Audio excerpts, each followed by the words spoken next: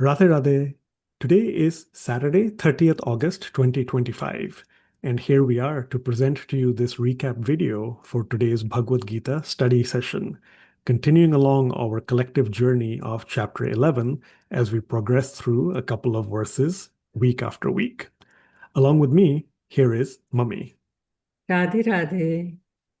So I'll bring up the screen and we'll get to see the cover slide and take a look at the content that was covered today. We got through chapter 11, verses 35, 36, and 37, after, of course, the usual recap quiz that was for last week's content on chapter 11, verses 33 and 34. As always, please take a look at the description for the video to get the link to the free community portal where you can access the slides you're seeing here, including the quiz questions and other reference material. With that, we shall now get into chapter 11, verse 35. Sanjay Uvacha Etat Shrutva Vachanam Keshavasya Kritanjalirvepamana Kiriti Namaskritva Bhuya Evaha Krishnam Sagadgadam Bhita Bhitah Pranamya. Chapter 11, verse 35 has the catchphrase with alliteration as faltering fighter. Straightforward because Arjun, of course, is a warrior, he is a fighter, and he's being encouraged by Sri Krishna to, of course, fight the war. But as he begins to speak in response to that encouragement, his voice falters. So even in terms of role and duty, he's faltering in a way. So faltering fighter, chapter 11, verse 35. Let's take a look at the essence of the content here. The commentary is very short. We get to see, of course, that Arjun is referred to here as the crowned one. So he is overwhelmed with fear, he's faltering, he's trembling with dread. And he is described by Sri Krishna himself as Kiriti, the crowned one. Also, do note that earlier, chapter 11, verse 34, the speaking was all by Sri Krishna. Now, just for this one verse, for real emphatic effect, it is shifting to Sanjay. Because remember, he is narrating this live to Dhritarashtra. And in fact, the use of that term, Kiriti, is to give an ominous warning and alert to King Dhritarashtra that Duryodhan and the sons currently wear the crowns, they rule over Hastinapur, but that is bound to change when the Pandavas, of course, win the war.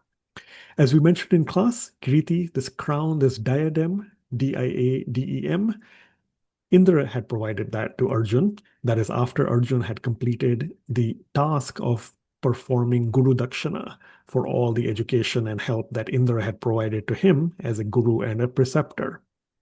Long story short, Indra had sent him to go and get rid of all the Nivata Kavachas, 30 million only, right? A very large number, 30 million demons in the womb of the ocean, and another kingdom also ruled by the Palamas and the Kalanjakas. So all this is in the Mahabharata, in the Vanaparv. Arjun performed that duty, and that is how, along the way, in fact, he was given the Devdutt, his conch, we have heard about in chapter 1, by the celestial gods. And also then at the end, when he got rid of all these demons, he got that special crown from Indra.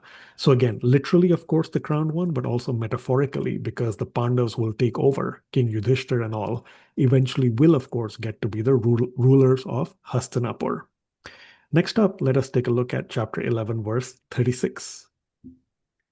Arjuna Uvacha Sthane Hrishikesh Tava Prakritya Jagat Prahishyatya Anurajyate Cha Rakshansi Bhitani Disho Dravanti Sarve Namasyanti Cha Siddha Sanghaha. Chapter 11, verse 36, again, a pretty straightforward catchphrase, universal praise. Because, of course, the entire universe, maybe not demons, of course, but everybody literally is praising and glorifying Sri Krishna. Therefore, it's also comprehensive and all-encompassing. It covers everything, of course, because it's that entire cosmic form of Sri Krishna, all-pervading. Therefore, universal praise. So, as Arjun notes over here, in chapter 11, verse 36, he uses the appellation we have seen a couple of times at least before, Hrishikesh, the Lord and Master of the senses, He says, it is but apt, sthane, it is but apt that the universe is giving praise to Sri Krishna and also rejoicing in it. They're enamored by that praise. Anurajyate. Of course, contrasting in at the same time, there are demons who are fleeing fearfully from Sri Krishna in all directions because they, of course, are not devotees or they're not glorifying the Lord. In contrast, the perfected saints, of course, are bowing to Sri Krishna. So here, Swamiji uses the analogy of a king, a good king who takes, care of his kingdom and his praja, his people. He has a retinue of ministers who are deeply devoted to him. Retinue, remember, a group of people who accompany someone or who perform service for someone, often who is noble or superior. So just like a king's retinue of ministers are deeply devoted to him, here these perfected saints are bowing and deeply devotional to Sri Krishna, while in contrast, demons are fleeing away. Next, let us take a look at chapter 11, verse 37. कस्माच्च च तेन न मेरन्महात्मन् करीयसे ब्रह्मणोऽप्यादिकर्त्रे अनन्तदेवेश जगन्निवास त्वम् अक्षरं सत् असत् तत्परं यत्. Chapter 11, verse 37. Alliteration, the catchphrase is Bao Brahma. Because Arjun here, he asks a rhetorical question. Why should everyone not be bowing towards Sri Krishna? We know the answer. He knows the answer. Of course, everybody should. And in fact, all the way up to Brahma as well, who often, when we don't have full scriptural knowledge, we think, oh, yes, Brahma is the creator of this world. But there are many worlds, many Brahmas, all of them, their origin still, we should not forget, and Brahma should not forget. That origin is Sri Krishna. So, Brahma as well, please do bow to Sri Krishna, and all the descendants, all the progeny of Brahma, all of us as well, ought to also be bowing to Sri Krishna. So here in the commentary, we see that Arjun uses some more glorifying descriptions that Sri Krishna is the great one, greater even than Brahma. He is the Lord of the Devtas. He is the refuge of the universe. He is the imperishable reality, and he is beyond both the manifest and the non-manifest. So what we see here in terms of that display of creation, and then when everything is annihilated and goes back just to the latent state as energy residing in the pores of Krishna's body, Vishnu's body, Sri Krishna is beyond even that. Remember, we talked about Dashanguli. He's so near, he's always in our hearts, he's so close to us, yet he's also transcendental to everything. We're not perfect. He is. He's 10 finger widths away. There are other distances that are talked about. Again, all this is to talk about Sri Krishna being transcendental to everything that is manifest and non-manifest. Again, the commentary here then summarized already. Arjun is asking rhetorically, why shouldn't all living beings be paying their respects humbly to Sri Krishna? Indeed, everybody should. Sri Krishna is perfect. He's transcendental to everything. He's not only the supreme energetic, he's also the supreme master of all his energies. Therefore, of course, we all have to and should be devotional to him. And as we said, Brahma as well, he's the senior most in this world, in this creation, but not prior to Sri Krishna, of course. Sri Krishna is the one, in fact, as the Lord Vishnu form, from his navel, that lotus flower, lotus stem, Brahma was born on that, and he had to create, and he didn't know what to do. So you remember we talked about the Chatushloki Bhagavatam. That is the four verses, the four lines that were given to Brahma about creation. And so that is the guidance that Sri Krishna, Vishnu had provided to him, and then all this creation happened. So again, the grandsire of the world, fine, it's Brahma, but the grandsire of everyone, and we'll see this in subsequent verses as well, is indeed Sri Krishna. So bow Brahma, bow everyone to Sri Krishna.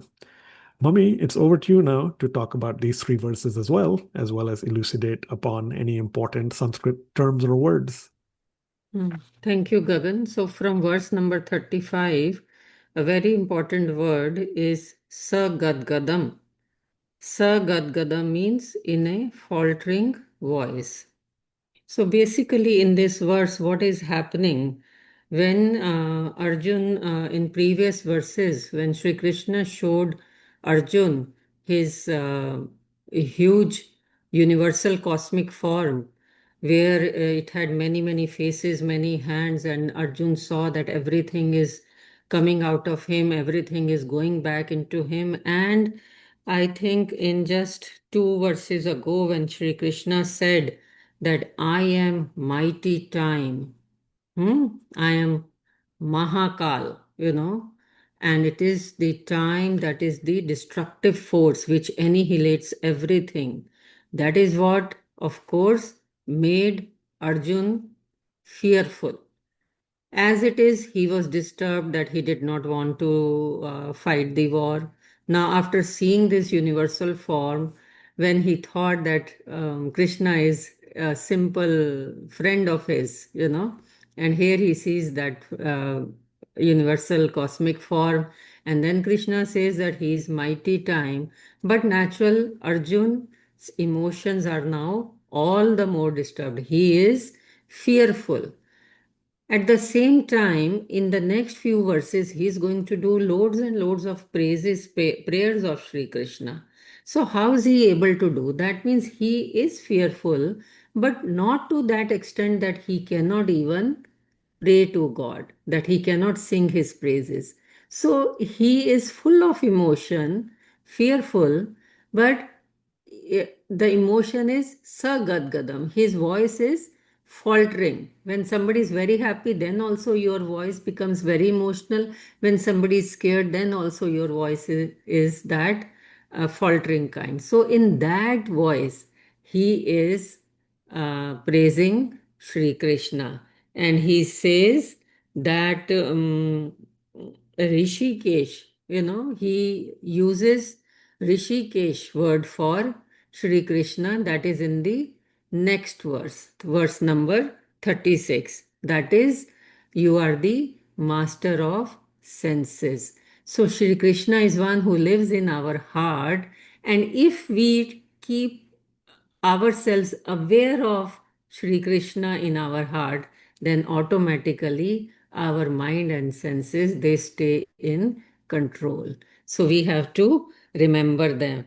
And then Sri Arjun is saying that it is but very apt, that it is very true, it is very natural, sthane, that the whole universe rejoices in giving you praise. When God takes avatar, people do a lot of prayers, people enjoy the leelas, and that is how people really feel very happy and they rejoice. And in the avatar, we notice that God comes and he vanquishes the demons, and demons then fearfully run away. So it is very correct. That is what Arjun is saying. And he is seeing in that universal form that hosts of perfected saints, they are all singing God's glories and they are bowing down to him. So he says it is very correct, it's very natural that you are the Supreme Lord, and everybody, the perfected saints, are bowing down to you, and people are feeling very, very happy. They are rejoicing that you have taken avatar, right?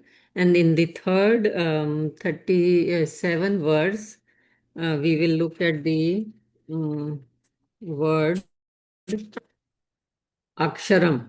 Akshara means the imperishable. So he says, O great one, you are even greater than Brahma. Why shouldn't everybody bow down to you? Yes, that is what should happen. And that is what is happening. You are the Devesh. You are the Lord of all Devatas. You are Jagan Nivas. You um, live everywhere, you are all pervading, and the whole universe is living inside you. It is just a small percentage of your whole thing. So you are the imperishable, eternal, Lord. You are the manifest and unmanifest. Everything what we see, that is also you. What we don't see, that is also you. You are beyond everything. You are transcendental. So you are the greatest Supreme Lord. Everybody is praying to you, and all the energy is coming from you. And why shouldn't everybody do that? Kasmacha chatena. That means why should they not? Yes, everybody should. All the living beings, all the devatas, all the celestial gods, all the universes, everybody, they are praying to you, they are praising you because you are the supreme energetic. Everybody else is getting energy from you. So neither the material energy nor the souls can ever do anything to impact the Supreme Lord's personality because he is transcendental to everything. So, Arjun specifically mentions that Sri Krishna is greater than everybody. He is the Supreme Lord. He is Devesh. He is Jagan Nivas. He is Tvam Aksharam Sad Asat Tat Param Yat. He is beyond the manifest and unmanifest. Over to you, Gagan. Thank you, Mummy. And I'll add a couple of more things. Let's in fact go back to let's go to the flyer. I remember you all saw this in class or before. What is Arjun's reaction upon being told he will be victorious over his enemies in battle? Well, as we discussed in class and we see here as well, you can see that Arjun is looking scared or fearful. He's nervous. He's speaking at the same time. You can see that he's trying to, of course, articulate something. And indeed, we do see in chapter 11, verse 35, the entire description that Sanjay provides. Arjuna is trembling with dread, but he has his palms joined. He has, palms joined here. He's bowing towards Sri Krishna. And as he speaks, he's speaking with a faltering voice because he is overwhelmed with fear. So, as Mummy said, and remember chapter 11, verse 34, he's told by Sri Krishna that he'll be victorious over his enemies in battle. Yet, here, chapter 11, verse 35, he is overwhelmed with fear, but he's not completely shocked, frozen, or petrified because he is able to speak. As he speaks, of course, he has a faltering voice. So, something to keep in mind as you connect the flyer to today's content. Now, again, look at his crown, of course. We talked about that. Kiriti, Mummy mentioned and even described this in class, right? Kritanjalihi. So, this I want to remind us, you can all take a look at chapter 11 still, but verses 14 and 17, I believe. So if you look at chapter 11, verse 14, that's when he also had bowed his head with his hands folded before the Lord. Kritanjali, Arjun had done that before. And then chapter 11, verse 17 is where Sri Krishna had been described as Kiritinam, adorned with a crown. So look at that transition again. It is Arjun first, still bowing, still being humble, folded hands, praising the Lord, fearful perhaps maybe, but also glorifying the Lord as the one with the crown. Now, many verses later, today, chapter 11, verses 35, 36, 37, we see that Arjun is being given that label as well of being the crowned one. So keep that in mind. Finally, chapter 11, verse 37, as we discussed in class, supreme energetic and the supreme master of all the energies. If you all recall, we did that quick Zoom chat exercise towards the end, listing out a few of Sri Krishna's energies. So we eventually got to Yogmaya, and the personification of Yogmaya, of course, the Divine Mother, Radharani. So don't forget, the Taoist retreat starts later today. And then, of course, tomorrow is Radha Ashtami. So everyone can collectively celebrate that. Before we wrap up, Mommy, anything else? Radhe Radhe. Let's take blessings from Radha Rani. Jai Jai Shri Radhe. Jai Jai Shri Radhe. Jai Jai Shri Radhe. Indeed, with those blessings from Radharani, we hope the studies and endeavors continue fruitfully, spiritually, of course. We'll see you next time. That's a new month, Saturday, 6th September 2025, 8 a.m. Central Time, 6:30 p.m. India time. Till then, thank you so much and Radhe Radhe. Radhe Radhe.